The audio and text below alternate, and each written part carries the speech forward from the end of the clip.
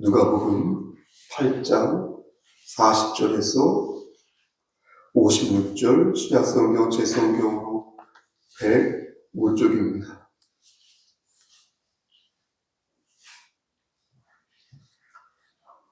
다 찾으셨으면 우리 교독 후에 합독하겠습니다. 누가복음 8장 40절부터 56절. 예수께서 돌아오심에 무리가 환영하니 이는 다 기다렸음이로라.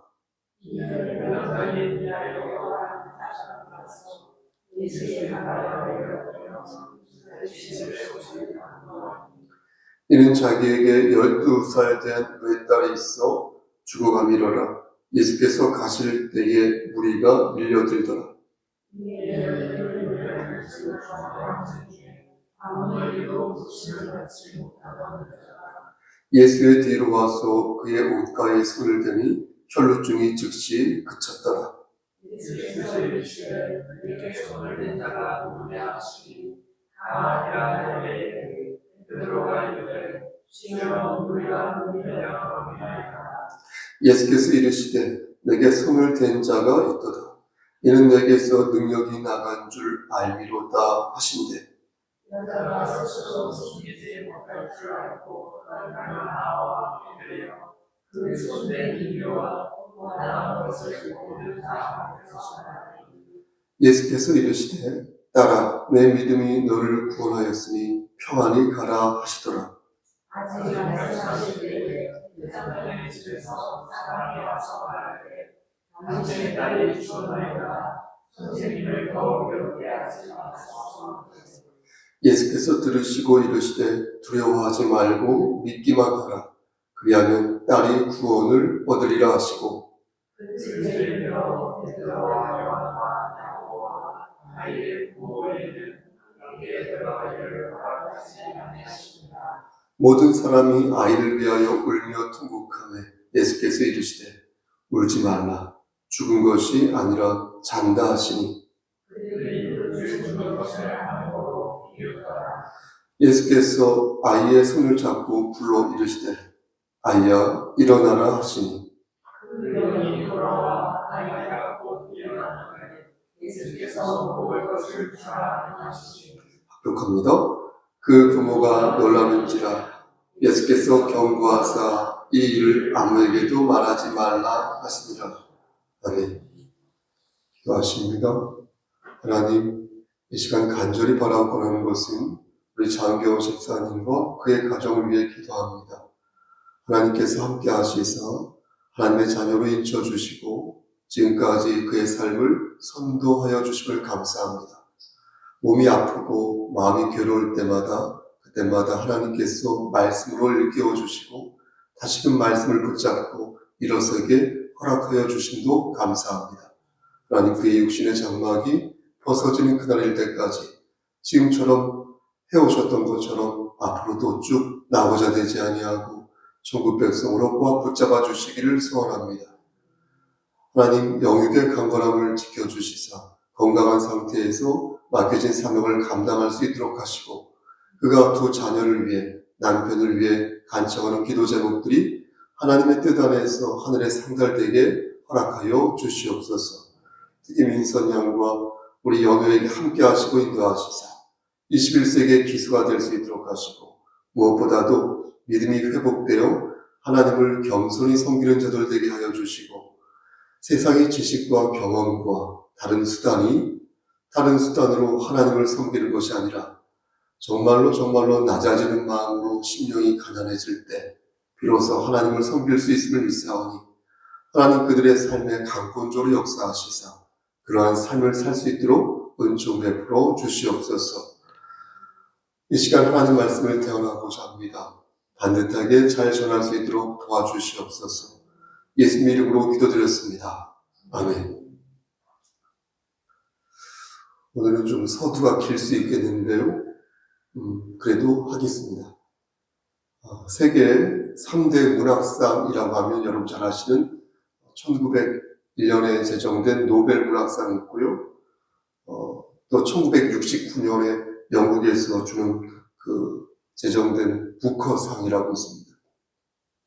그리고 세 번째로 프랑스에서 1903년에 제정된 상이 있는데요. 아마 들어보셨을 콩쿠르상이라는 그런 것이 있습니다. 근데 흥미로운 점은 이 콩쿠르 상금, 문학상 상금액이 10유로에 지나지 않는다는 것입니다. 10유로면 대충 14,500원, 15,000원 하나로 그렇게 되지 않습니까? 그러니까 매우 적은 그 상금을 받는 것입니다. 그런데 대신 이 상을 받고 나면 책이 불티나게 팔려서 상금의 수천 배, 수만 배 이상의 돈을 벌 수 있다라고 합니다.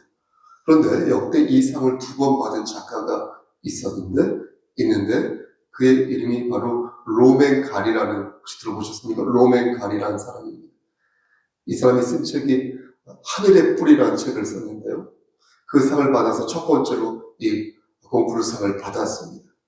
그리고 두 번째는 아마 이거 들어보셨을 겁니다. 자기 앞에 생이라고 해가지고요.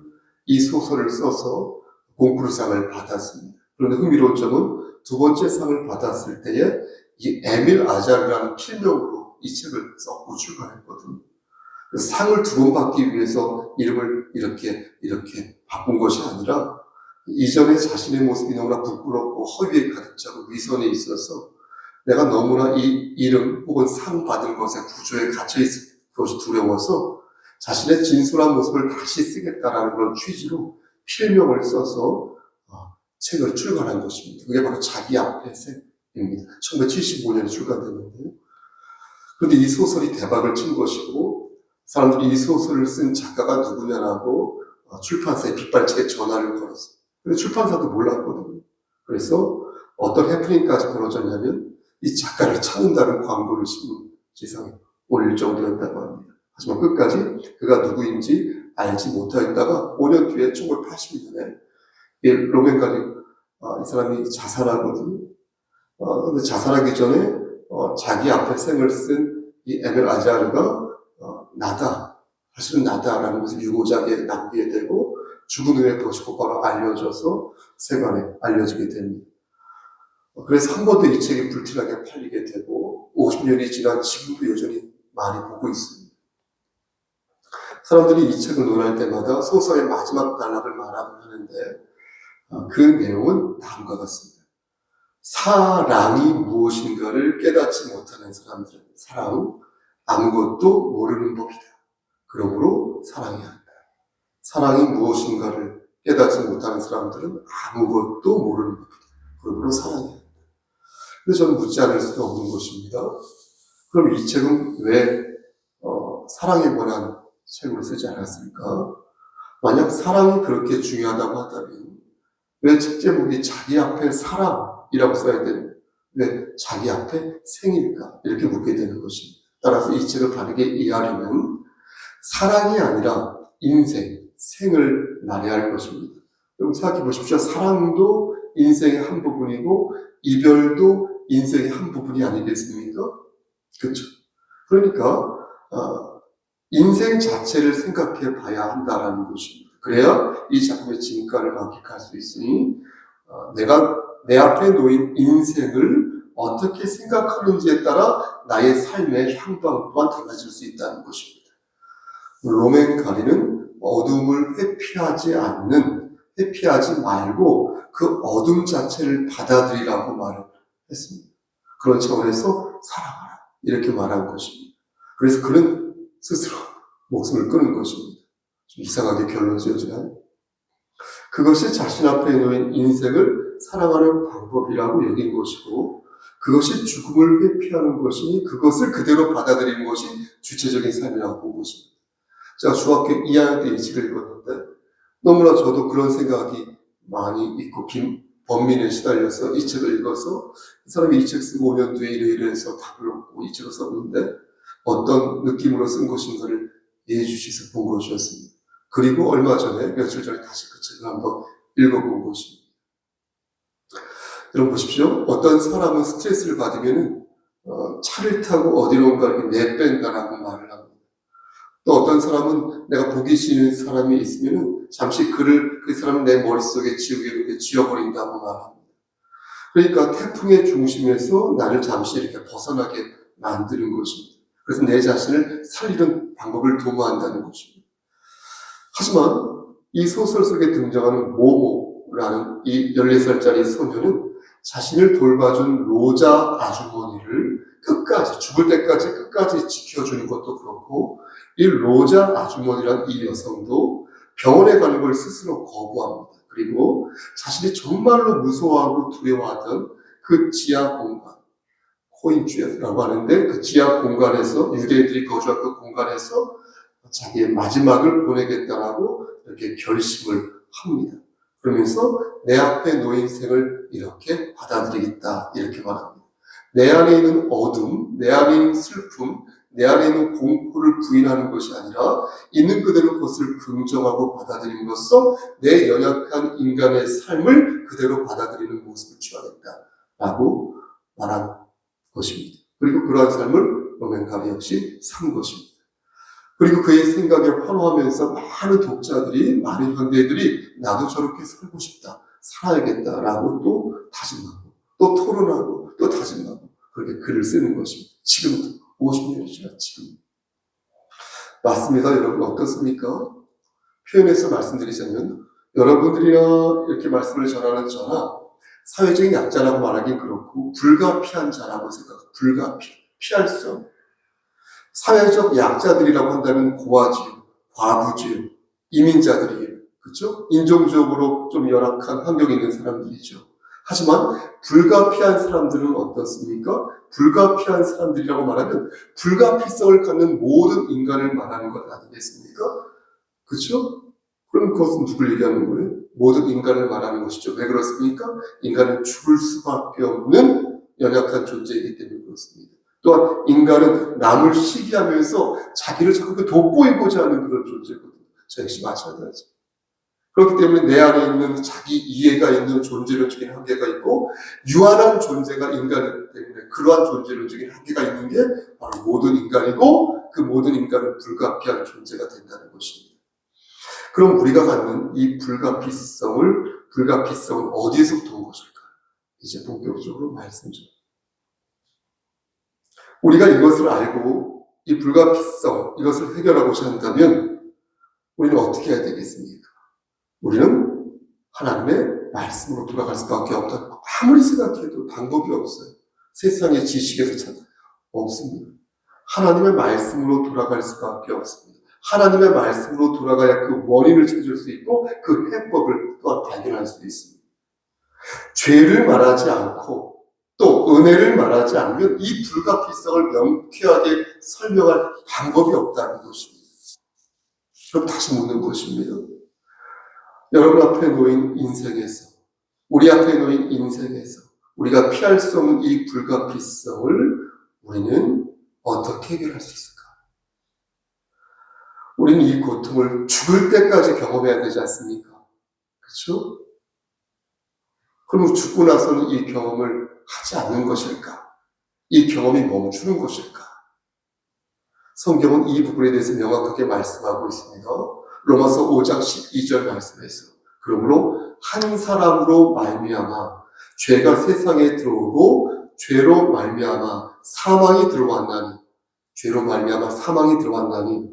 이와 같이 모든 사람이 죄를 지었으므로 모든 사람에게 사망이 이르렀다. 이 말씀이 바로 그 말씀인 것입니다.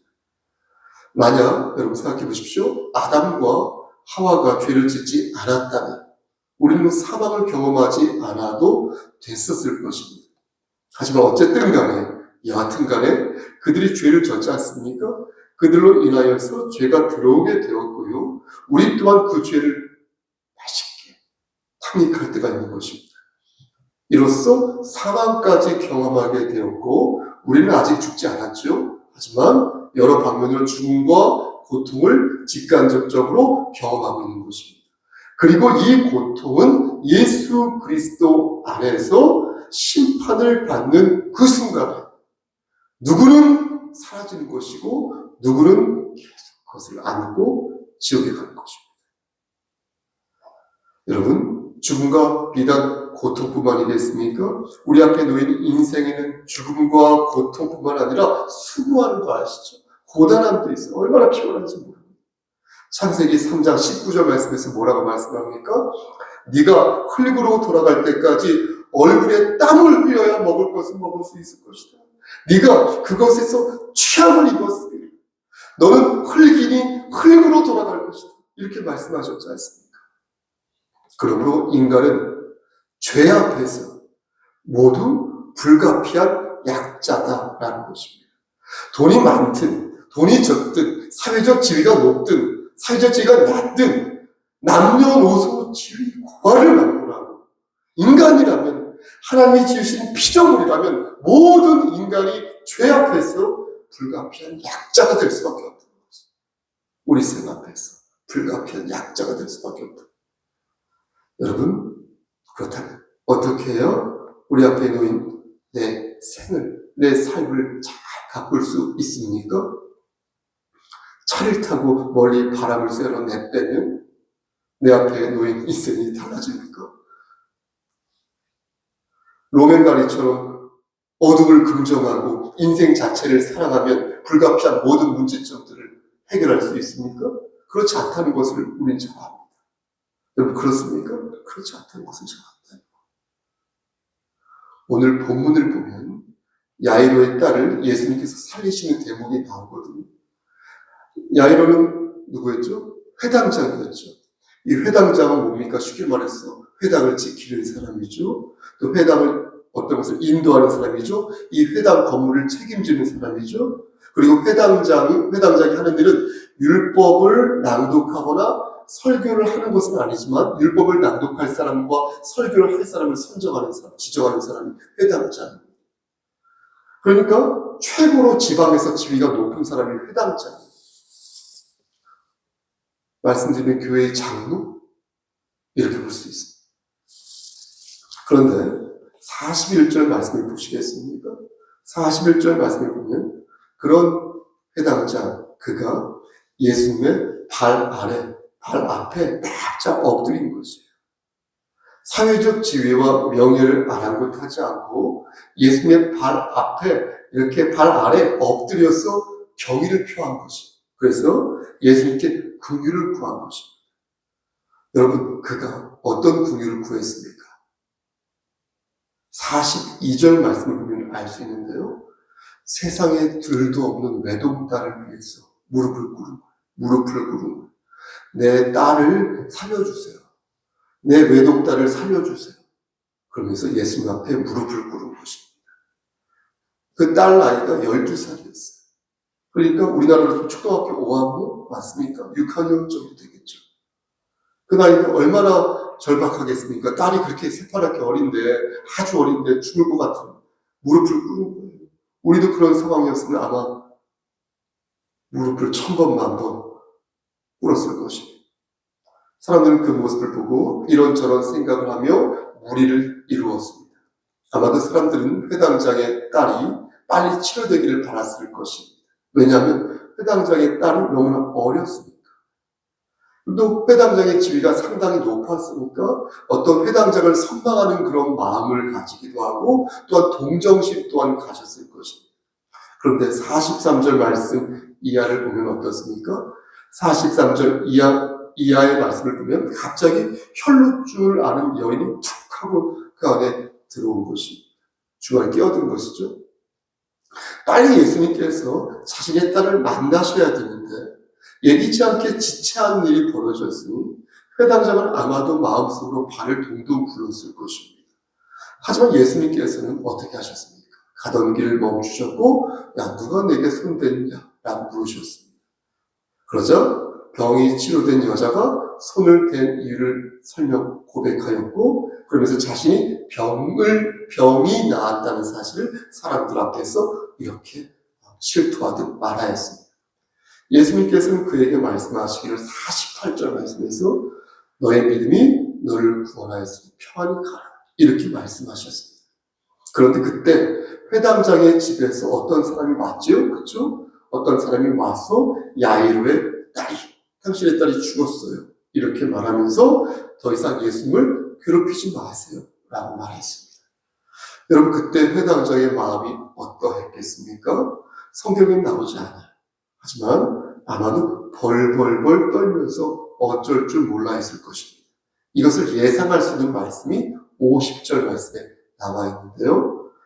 예수님께서는 뭐라고 말씀하시냐면 두려워하지 마라. 믿기만 하라. 이렇게 말씀합니다. 그러니까 두려워했다는 것이겠죠. 두려워하지 말고 믿기만 하라.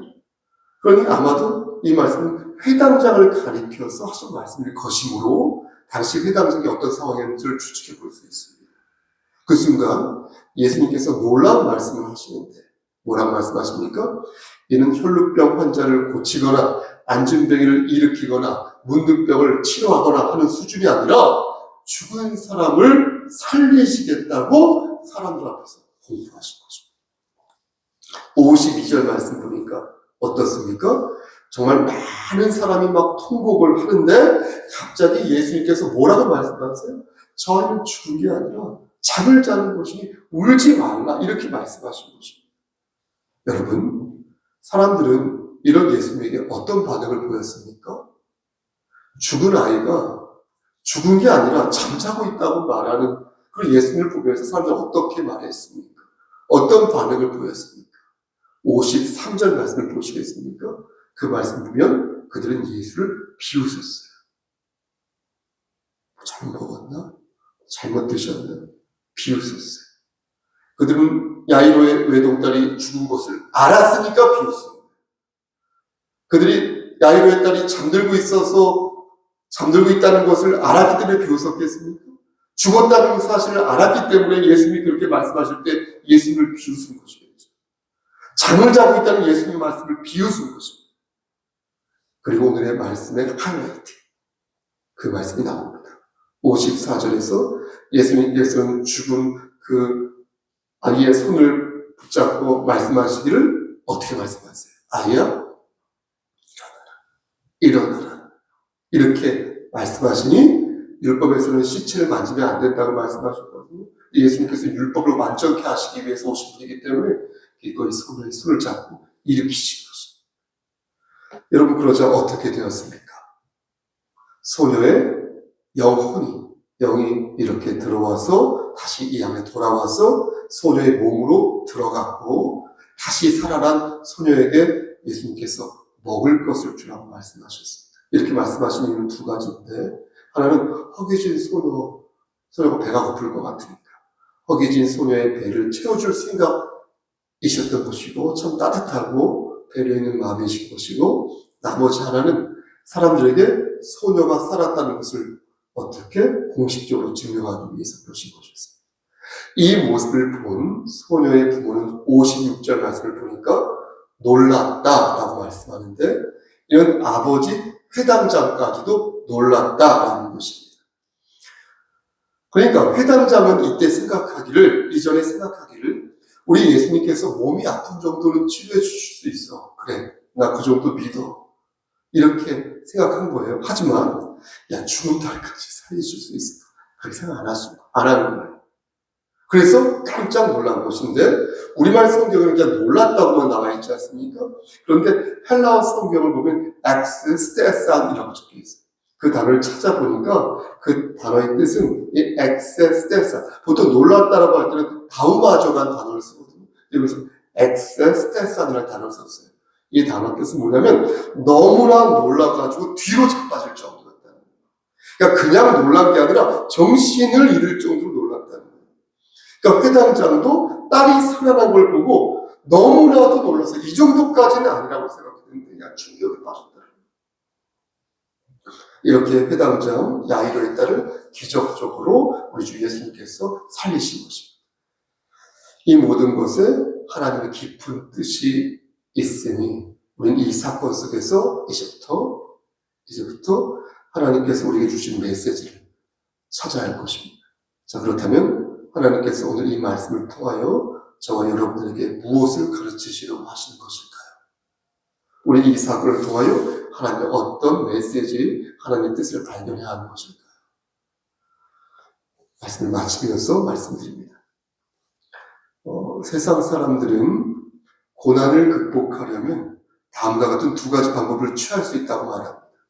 하나는 네가 고난에 직면했을 때 내가 이 고난을 주도적으로 해결할 수 있다는 자신감을 갖도록 해라. 이렇게 말합니다. 그렇게 내가 할 수 있다는 일념과 신념으로 내가 그 문제를 해결하고자 힘쓸 때 너는 이전보다 더 괜찮은 삶을 살 수 있을 것이다. 이렇게 말합니다. 이를 한마디로 말씀드리면 어둠을 긍정하라. 슬픔을 받아들여라. 고통을 인정하라. 자기 앞에 생이 어떤 모양이든 인정하고 만족할 때 혹은 감사할 때 너는 고난을 극복할 수 있다. 이렇게 말하는 것입니다. 두 번째는 어떻게 가르치냐면 아무것도 할 수 없다는 생각을 가져라. 자기 앞에 생을 자기가 마음대로 할 수 없으니 너는 마음을 비워라. 인생 앞에서, 삶 앞에서 겸손히 네가 살 때 너는 오히려 행복한 삶을 살 수 있을 것이다. 모든 것은 비존재하는 것입니다. 곧 사라질 것들에 너는 연연하지 말고 모든 것이 허망이요 모든 것이 허탄이라는 그것을 인정하면서 오늘을 사는 데 집중할 때, 카르피디아, 오늘을 사는 것에 집중할 때 고난도 자연스럽게 넘길 수 있을 것이다. 이렇게 가르칩니다. 사랑하는 우리 송석회 성도 여러분, 그렇다면 우리는 어떻습니까? 우리는 그렇게 생각하지 않습니다. 우리는 우리 앞에 놓인 인생을 긍정적으로 생각하지도 않고 또한 허망하게 생각하지도 않습니다. 우리는 모든 것이 하나님의 섭리 안에 있다라고 믿지만 모든 것에 우리가 사용되어질 수도 있다고 믿습니다. 우리는 인생을 낙관적으로만 보지 않습니다. 그렇다고 인생을 비관적으로 보거나 허망한 것으로만도 보지 않습니다. 우리는 우리의 인생을 하나님이 주신 숙제라고 생각합니다.